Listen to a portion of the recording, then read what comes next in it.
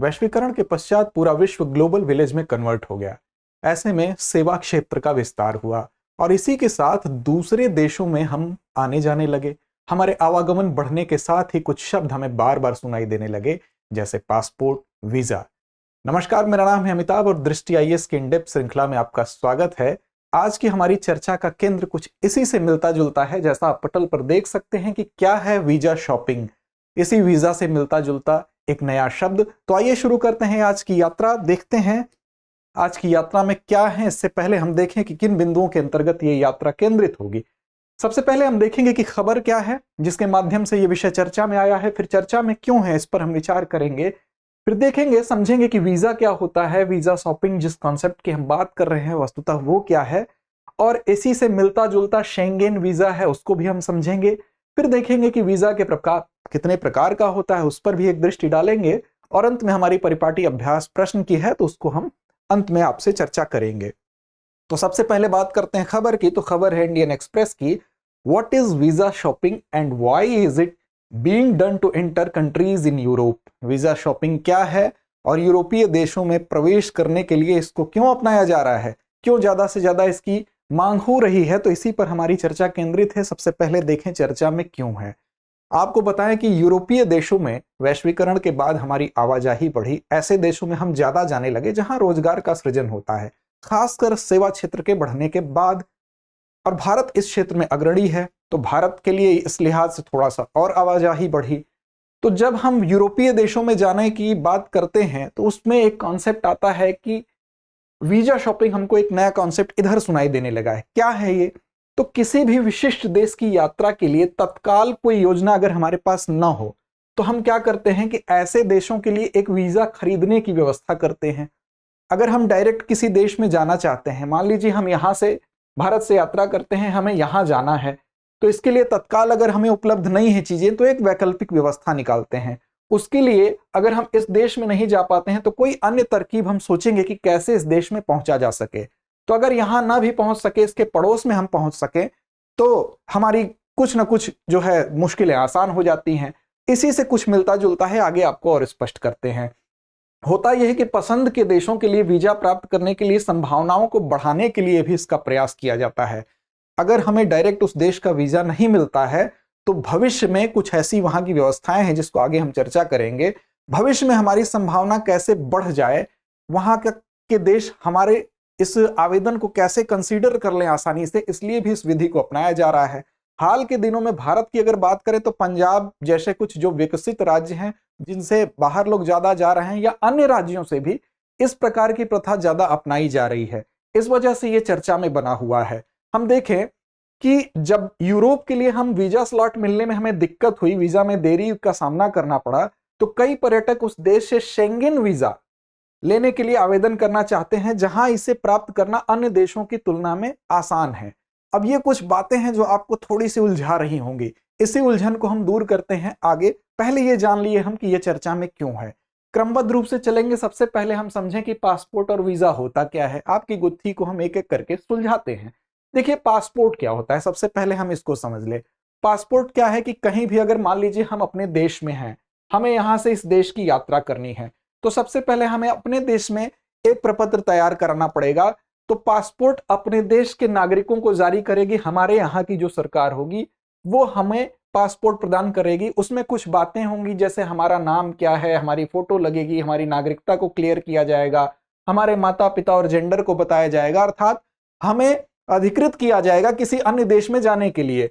तो पासपोर्ट हमारे देश के सरकार हमें देगी, हमारे देश की सरकार अधिकृत करेगी।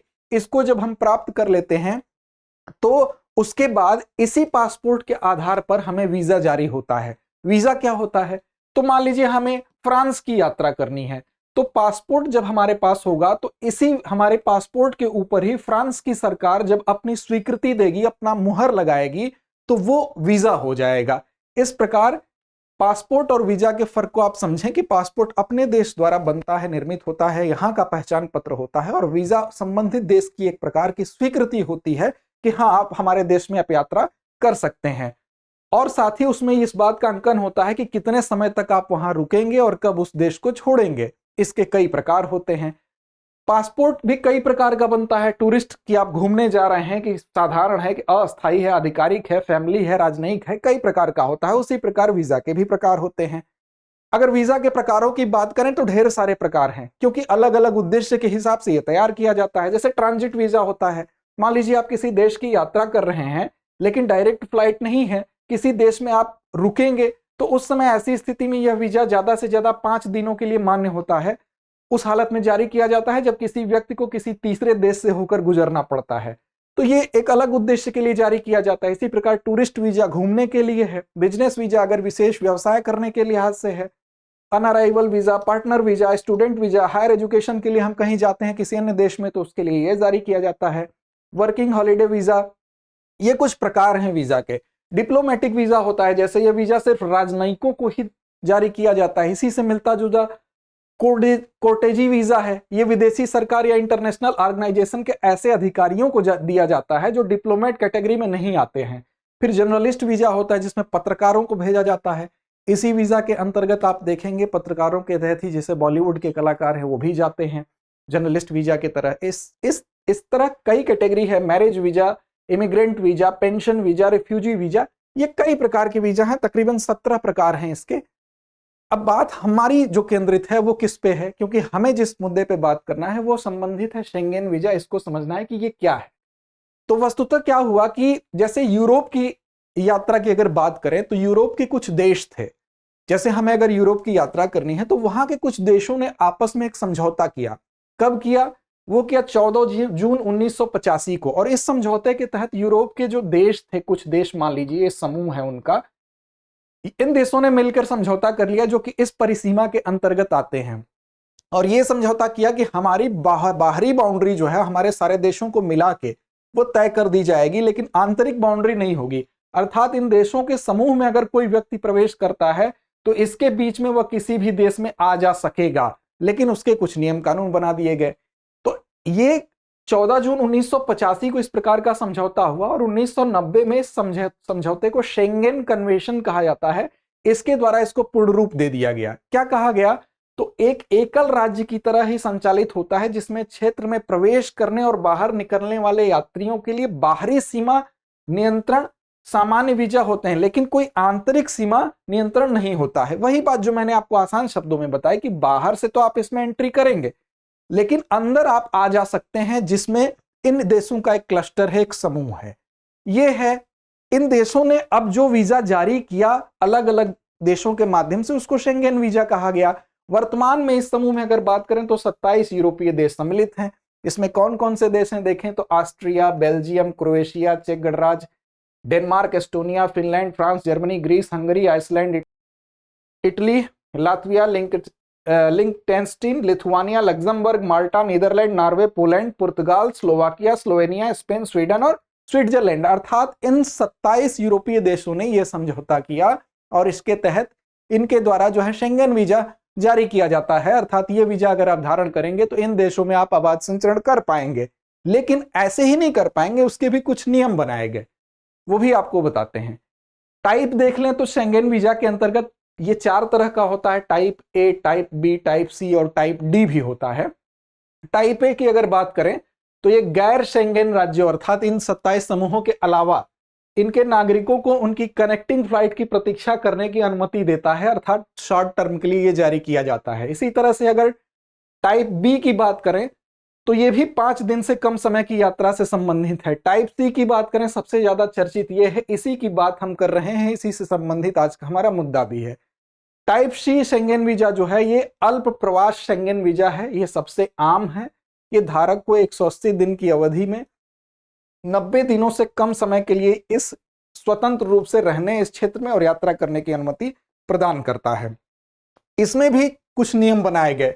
सिंगल एंट्री वीजा है, डबल एंट्री वीजा है और मल्टीपल एंट्री। इसका मतलब ये हुआ शेंगेन क्षेत्र में, ये मान लीजिए क्षेत्र है, ऐसा नहीं है कि आप एक प्रकार का वीजा लेके कितनी बार भी आ जा रहे हैं। सिंगल एंट्री का मतलब है कि इस क्षेत्र में, इस क्लस्टर में जो 27 देश हैं उसमें से किसी भी एक देश में अगर आप एक बार प्रवेश करेंगे, अगर ये वाला वीजा आप धारण करते हैं सिंगल एंट्री, तो एक बार किसी भी देश में प्रवेश करेंगे और एक बार निकास की आपको छूट मिलेगी। अर्थात किसी भी एक कंट्री में एक बार अगर एंट्री किए और फिर अगर किसी अन्य कंट्री से एक बार एग्जिट हो गए उसमें से, तो उसके बाद आपका वीजा निरस्त माना जाएगा, भले ही आपकी समयावधि आपके पास बची हो।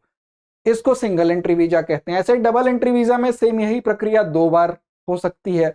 और मल्टीपल एंट्री जो वीजा होता है, जो सामान्य रूप से ज्यादा प्रचलित है, उसमें आप कितनी भी बार इन समूहों के अंतर्गत किसी देश में एंट्री कर सकते हैं और बाहर निकल सकते हैं, उसकी एक समयावधि निश्चित होती है। इसी प्रकार टाइप डी है शेंगेन वीजा, या राष्ट्रीय दीर्घकालिक वीजा भी कहा जाता है। इसमें समयावधि जो होती है जब 90 दिनों से ज्यादा की रहेगी, 1 वर्ष तक की रहेगी, तब यह जारी किया जाता है। तो ये शेंगेन वीजा के कुछ प्रकार हैं। लेकिन अब विवाद कहां है, मुद्दा कहां है, वीजा शॉपिंग का कॉन्सेप्ट क्या है। उसमें क्या करते हैं लोग कि नियम का उल्लंघन करते हैं। जैसे मान लीजिए ये जगह है, हमें जाना है फ्रांस, यहां पर जाना है, ये है फ्रांस, और हमें फ्रांस का वीजा नहीं मिल रहा है। अब हम क्या करेंगे, भारत से हम मान लीजिए चल रहे हैं, तो फ्रांस का वीजा नहीं मिल रहा है, लेकिन बगल में अगर स्विट्जरलैंड का वीजा मिल रहा है, आसानी से मिल रहा है, तो उसके लिए हम आवेदन कर दिए और यहां का वीजा हम प्राप्त कर लिए। तो नियमतः नियम क्या कहता है, पहले नियम देख लें तब हम देखें कि कार्यवाही क्या होती है। नियम कहता है कि जब एक से अधिक देशों की आपको यात्रा करनी है, ऐसी स्थिति में आप अधिकतम प्रवास वाले देश में वीजा के लिए आवेदन करना चाहते हैं। मतलब अगर आपको यूरोप के कई देशों में जाना है, तो जहां सबसे ज्यादा आपको रुकना है, आप वहां के लिए वीजा अप्लाई करेंगे, पहला नियम। दूसरा कहता है कि यदि आप समान दिनों हेतु जाते हैं, मतलब बराबर बराबर दिन आपको अगर कई देशों में यहां रुकना है, तो ऐसी स्थिति में आपको सबसे पहले जहां जाना है उस देश का नाम, उसके नाम से वीजा आप अप्लाई करेंगे। ये नहीं कि आपको इटली जाना है और आप फ्रांस के लिए वीजा अप्लाई कर दिए क्योंकि फ्रांस का आसानी से मिल रहा है, या आपको फ्रांस जाना है, आप स्विट्जरलैंड का अप्लाई कर दिए क्योंकि स्विट्जरलैंड का आसानी से मिल रहा है। ये कार्य नहीं करना है। साथ ही अगर ये सब भी स्थिति नहीं है, तो जिस बंदरगाह पर, जिस पोर्ट पर आप प्रवेश करेंगे, जिस मतलब एयरपोर्ट पे प्रवेश करेंगे, उसको ही वहीं आप अप्लाई कर दें उस क्लस्टर के अंतर्गत। तो नियम ये कहता है। लेकिन यहां कुछ लोग ये काम करने लगे कि जहां पर आसानी से सुलभ है वहां का वीजा लेने लगे और धीरे से अपने उस गंतव्य तक पहुंच गए जहां उनको वास्तव में जाना था। तो ये नियमों का उल्लंघन है। साथ ही एक और बात होती है कि इस क्लस्टर के अंतर्गत जब वीजा नियमों में कड़ाई होती है, जल्दी वीजा जारी नहीं किया जाता है, तो ऐसी स्थिति में क्या होता है कि आपका पिछला रिकॉर्ड देखा जाता है। अगर इस क्लस्टर के अंतर्गत आप किसी अन्य देश में अगर आपकी आवाजाही रही है पहले से, तो एक रेपुटेशन होता है, तो दोबारा आपको अगर अप्लाई करते हैं तो उस देश में भी मिलने में आसानी होती है। तो ये इसलिए भी लोग करते हैं कि अगर भविष्य में कहीं उनको जाना है किसी अन्य देश में, तो एक रेपुटेशन बनी रहे, इसलिए ये वीजा शॉपिंग का कॉन्सेप्ट यहां पर आया और लोग अन्य देशों का जहां उन्हें नहीं जाना है उसका वीजा भी एक तरह से क्रय कर रहे हैं, उसके लिए अप्लाई कर रहे हैं। तो वीजा क्या है, वीजा शॉपिंग क्या है, समझें कि उस देश से वीजा के लिए आवेदन करने की प्रथा है जहां इसे प्राप्त करना दूसरों की तुलना में तेज या आसान है। अर्थात जहां जाना है वहां के अलावा किसी अन्य देश में वीजा अप्लाई करके प्राप्त करना, जहां इजीली प्राप्त हो जाए या जल्दी प्राप्त हो जाए। साथ ही पसंदीदा देशों में प्रवेश करने के लिए एक तरह से प्रवेश द्वार के रूप में इसको इस्तेमाल किया जा रहा है। विशेष रूप से ये कॉन्सेप्ट यूरोप के संबंध में है और वहीं का ये कॉन्सेप्ट है वीजा शॉपिंग। तो ये है पूरा मामला, जिसको उम्मीद है आप लोग समझे होंगे। और अंत में हमारी परिपाटी अभ्यास प्रश्न की है, तो चलते हैं अभ्यास प्रश्न की तरफ। उससे पहले आपको सूचना दे दें कि सामान्य अध्ययन फाउंडेशन बैच की अगर बात करें तो मुखर्जी नगर शाखा में 31 अक्टूबर से प्रारंभ है। साथ ही दिल्ली अगर बात करें, प्रयागराज शाखा की बात करें तो वहां भी 31 अक्टूबर से, करोल बाग में 31 अक्टूबर से, जयपुर शाखा में 26 अक्टूबर से कक्षाएं प्रारंभ है और लखनऊ शाखा में एडमिशन प्रारंभ है। अब आते हैं अपने अभ्यास प्रश्न की तरफ। आज का संदर्भ आपने अगर समझा होगा तो अभ्यास प्रश्न का जवाब जरूर देंगे। मुझे उम्मीद ही नहीं विश्वास है कि शेंगेन वीजा समूह की संकल्पना किस महाद्वीप से संबंधित है, एशिया से, अफ्रीका से, यूरोप से या उपर्युक्त में से कोई नहीं। तो लड़ते रहे, अपने लक्ष्य की ओर बढ़ते रहें। तब तक के लिए नमस्कार।